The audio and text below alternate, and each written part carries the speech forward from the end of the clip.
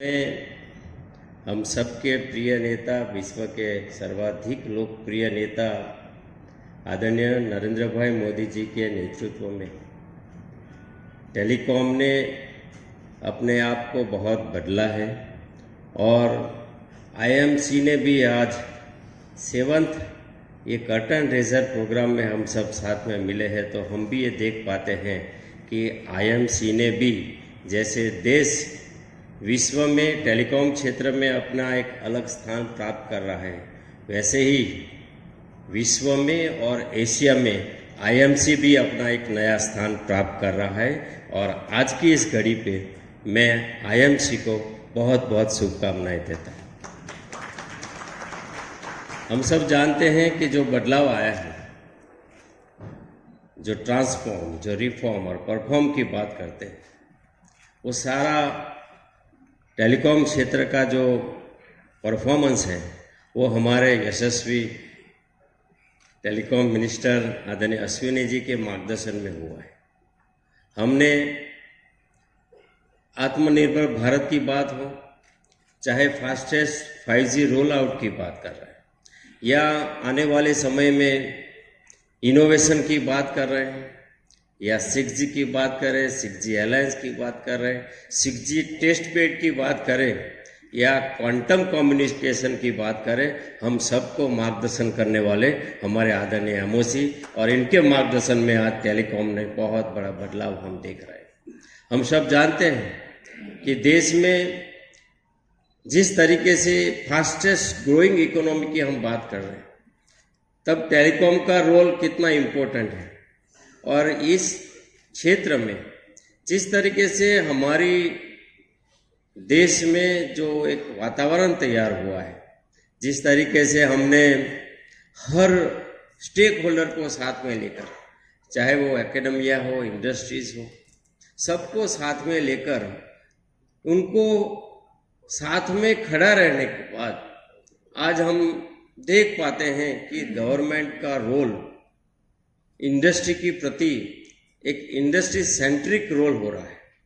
हम चाहते हैं कि आप वेल्थ क्रिएटर तो हैं, आप जॉब क्रिएटर भी हैं, लेकिन आप देश का सम्मान भी बढ़ा रहे हैं जिस तरीके से आप टेक्नोलॉजी में नया नया इनोवेशन कर रहे हैं। ये फास्टेस्ट 5G रोल आउट की बात कर रहे हैं, तब विश्व में सबसे ज़्यादा फास्टेस्ट रोल आउट हो रहा है, लेकिन आज हमारे नीड ये है। तो आपके सामने हम चाहते हैं कि ऐसे यूज केसेस आए जो agriculture, health, education, logistic, transportation, अभी अभी मैं एक सज्जन से बात कर रहा था एनिमल हस्बेंड्री में, क्योंकि ये सारे क्षेत्र ऐसा क्षेत्र है जहां हमें 5G का यूज करके इस देश में अमृत काल में, आदरणीय प्रधानमंत्री जी हमेशा कहते हैं कि अब हम अमृत काल में हैं, इस अमृत काल को हम अपना कर्तव्य काल बनाए। आदरणीय प्रधानमंत्री जी जब 5 प्रण की बात कर रहे हैं, तब उन्होंने पहला प्रण विकसित भारत की बात की कि डेवलप कंट्री, अगर डेवलप कंट्री बनेगा हमारा देश, ये तब बनेगा जब उसमें टेलीकॉम का अपना रोल हम सब साथ मिलकर अपना जो कंट्रीब्यूशन होगा, इस बड़ा जो यज्ञ हो रहा है, जो हवन हो रहा है इस देश की प्रोग्रेस का, इस देश को आगे ले जाने का, उसमें हम सब अपनी एक आहुति दें। यही शुभकामना के साथ मेरी बात को समाप्त करता हूँ। आप सबका बहुत बहुत धन्यवाद। This opened up a totally new way of connecting with the country. Telecom industry showcased itself as an industry which is leading the technology. और जितने विजिटर्स आए, स्पेशली जो स्टूडेंट्स आए, जितना इंटरैक्टिव रहा, स्टूडेंट्स बहुत कुछ सीख के गए आपसे, इंडस्ट्री के साथ बहुत कई तरह के अच्छे इंटरेक्शंस हुए। एक तरीके से टाइम आ गया है कि हम आईएमसी को इंडिया का प्रीमियर टेक इवेंट बनाएं। हम इसको केवल टेलीकॉम से लिमिट क्यों करें? We should have drone technologies in this. We should have EV related technology. कोई ज़रूर नहीं कि हमें कार दिखानी हो, लेकिन EV से रिलेटेड जितनी टेक्नोलॉजीज है वो लाए हम यहाँ पे। पावर इलेक्ट्रॉनिक्स की कॉम्प्लेक्स चीज़ें लेके आए, कंज्यूमर इलेक्ट्रॉनिक्स में क्या नए इनोवेशंस हो रहे हैं वो लेके आए, एआई में क्या इनोवेशंस हो रहे हैं, डीप टेक में क्या इनोवेशंस हो रहे हैं, साइबर सिक्योरिटी में क्या इनोवेशंस हो रहे हैं, डेटा सेंटर्स में किस तरह से नई चीज़ें, एक नया एक आर्किटेक्चर बन रहा है। हर तरह की जो टेक्नोलॉजी से रिलेटेड चीज़ें उनको आईएमसी में लाना चाहिए।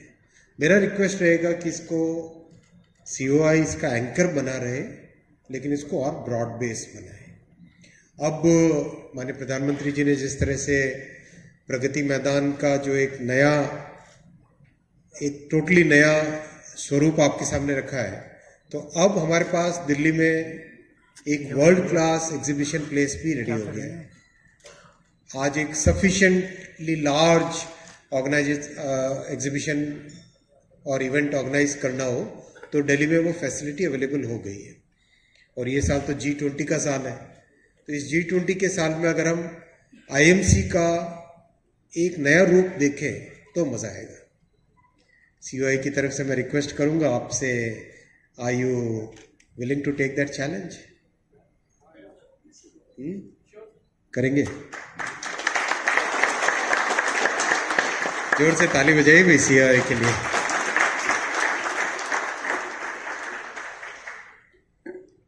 कम से कम 100 यूनिवर्सिटीज़ को कनेक्ट करें हम, यूनिवर्सिटीज़ से बच्चों को इनवाइट करें, स्टूडेंट्स को, जो खासकर जो 5G यूज़ केसेस की लैब्स बनी हैं उन लोगों को भी एक एक्सपोजर दें कि क्या टेक्नोलॉजीज़ आज अवेलेबल है।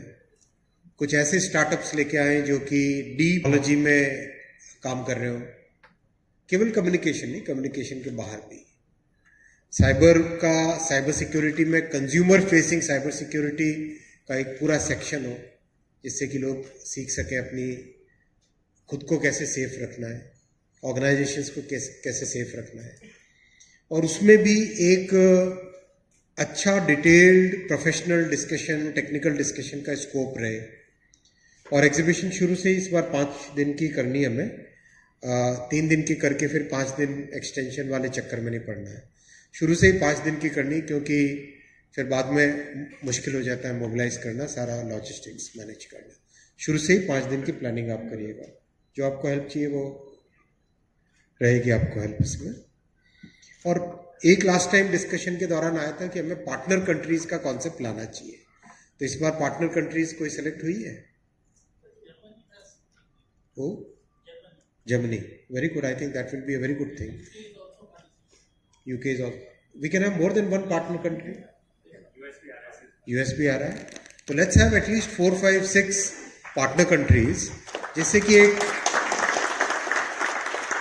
देखो फंडामेंटली हम डायरेक्शन क्या, हमें किस डायरेक्शन में देश को लेके जाना है, पीएम साहब का क्या विजन है, देश का क्या मैंडेट है, देश के टैलेंट का क्या मैंडेट है। हमें हिंदुस्तान को टेक्नोलॉजी डेवलपर,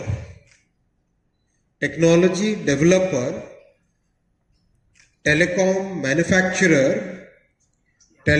मैन्युफैक्चरिंग के बाद में उसका एक्सपोर्टर, ये पोजीशन पे